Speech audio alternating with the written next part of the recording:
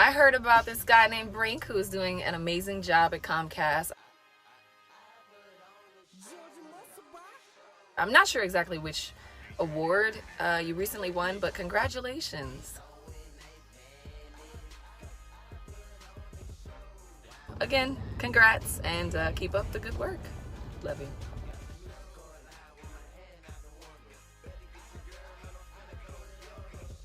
What's happening, everybody? Of course, it's your host, Brink Young, and you're tuning in to the most award-winning talk show in Memphis, Atlanta, and Mobile, Alabama. Of course, the trophies are in the back. Well, it used to be 10 of them, but I most recently won Media Personality of the Year at the Memphis Hip Hop Awards 2021. So there you go right there. You see it? Look nice, don't it? 11 trophies. I'm talking about BrinkTV, award-winning. Said that, right?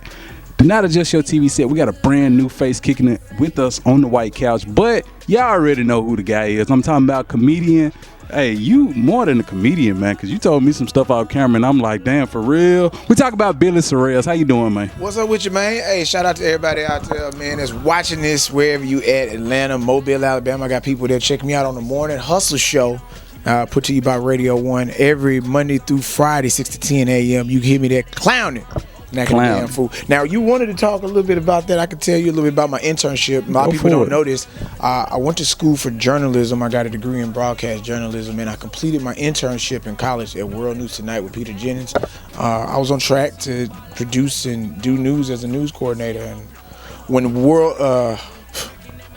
World Trade Center bombing happened and 9/11 popped off, I was actually an intern. So to go there that summertime, before that and seeing everything intact, and then coming back in October right after, it was just like, yeah, I ain't with that. Yeah. And then just seeing white men yelling at people producing shows, it was like, this is bullshit, get this stuff, they don't be playing. And I started realizing there was no room for personal opinion. A lot of the stories I didn't agree with, a lot of the context of how things were presented I didn't agree with. And I started realizing that my point of view was something that I wanted to come across and be able to articulate. I started venturing out, going to a lot of open mics in New York and just checking out the comedy scene. So when I came back to Houston, it was like, okay, I want to do comedy. I started in 2003, really got to it in 04, 05, and that's when I started getting traction in college campuses and started creating content. Was one of the first black content creators on YouTube. Made a viral video, Shit Black Girls Say, which was parodied over 1,000 times. It's got about 32 million views worldwide, and it really helped start off on some of the first black content that was viral. It was covered in New York Daily News, and it just helped open up a lot of doors. World Star Hip Hop was the very first home to get a lot of my clips out. We did a show called Man Code with me and Derek Sleazy Evans from Memphis. Shout out to everybody who went to Fairleigh. That was my dog. And that video series went viral, and then of course MTV ripped the whole concept out and made the show Guy Code. Yeah. We sued them, did an injunction.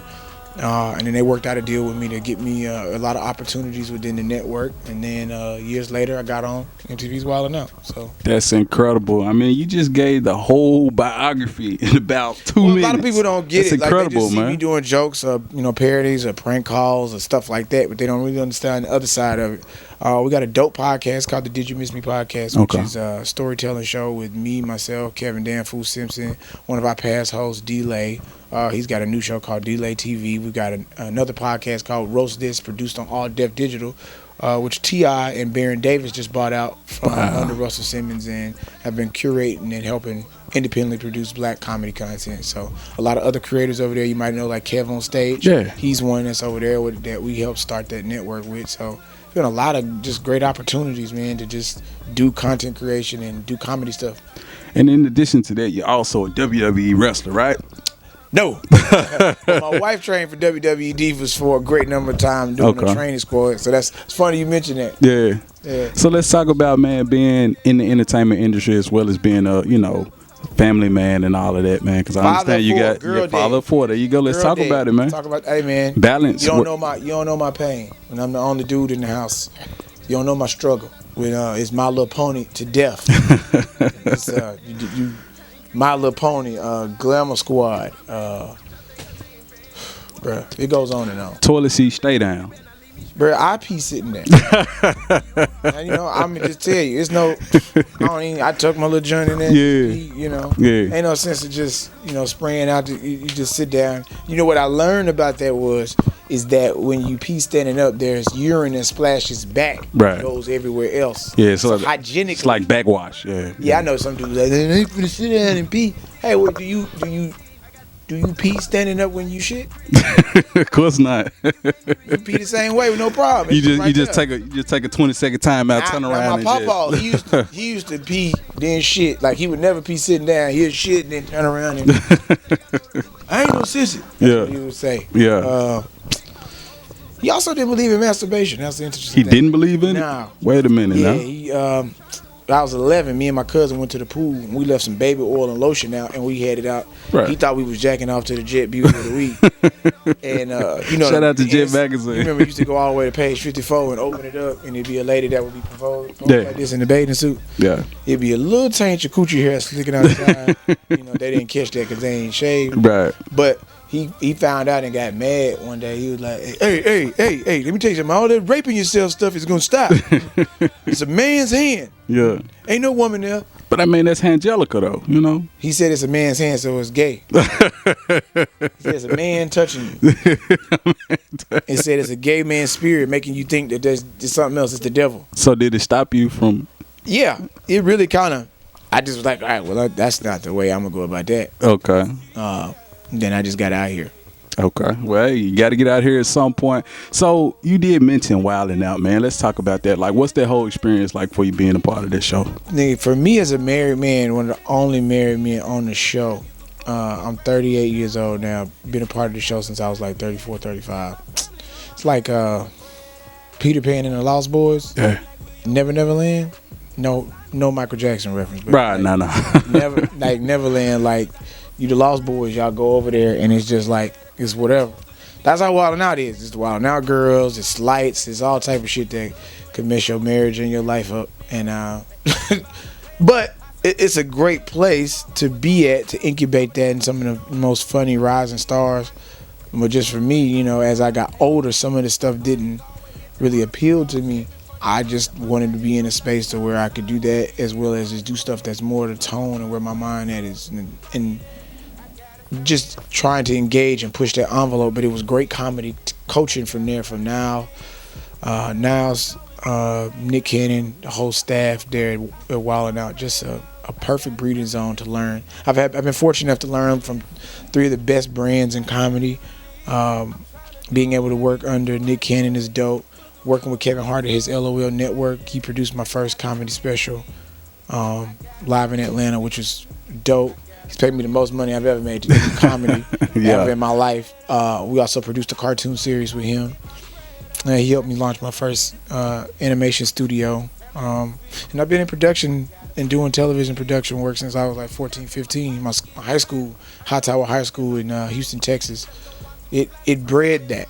Right. So having that teaching, then working with Nick Cannon, then going to be with Tiffany Haddish on the show with Marlon Wayans called Funniest Wins, comedy competition show, and working under Marlon Wayans and the Wayans family brand, it just kind of synergized a lot of the thought process. There's a lot of close calls. Like I got cast for the reboot of In Living Color that they were bringing back, and they ended up not bringing the show all the way back. It kind of died in development. Yeah.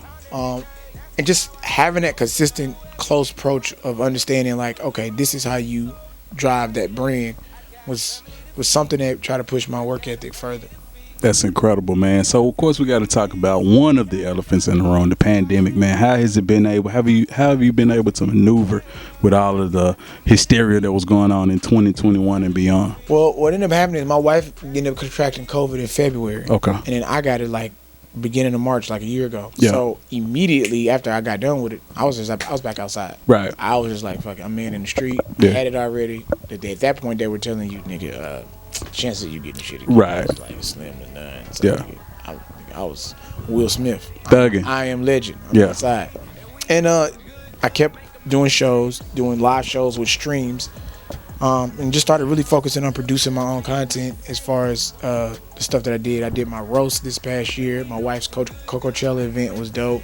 And just producing and creating is what I kept driving the line for. And that's pretty much kept me active and involved and engaged.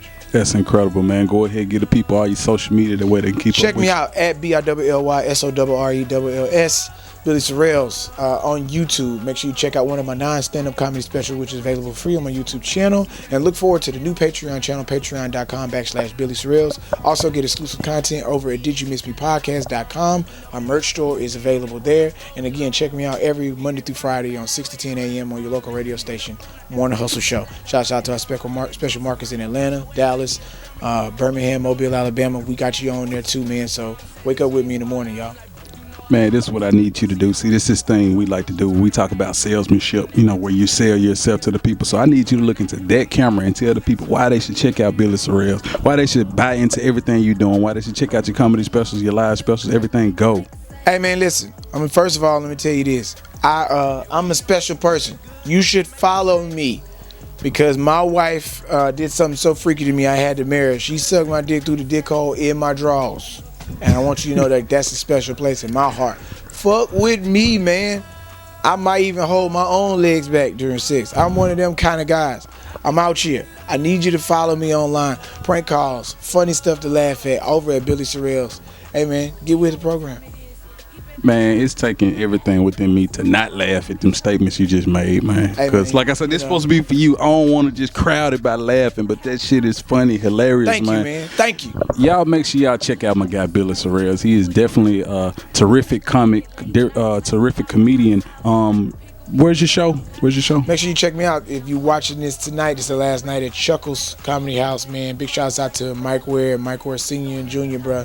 Black men owning comedy clubs and comedy club chains. Shouts out to y'all giving opportunities to black men. That's important too. Amazing. With that being said, thanks again for coming on the show, man. All right, baby. Yo, Brink. Come here. You hear me? Listen to me. I'm a little salty right now. I mean, you've been doing your thing at Comcast for 7 years, but you ain't put a brother on. Come on, man, put me on. You know I'm Cardi B's cousin. All right, man, I'm playing. I'm not Cardi B's cousin. I'm just...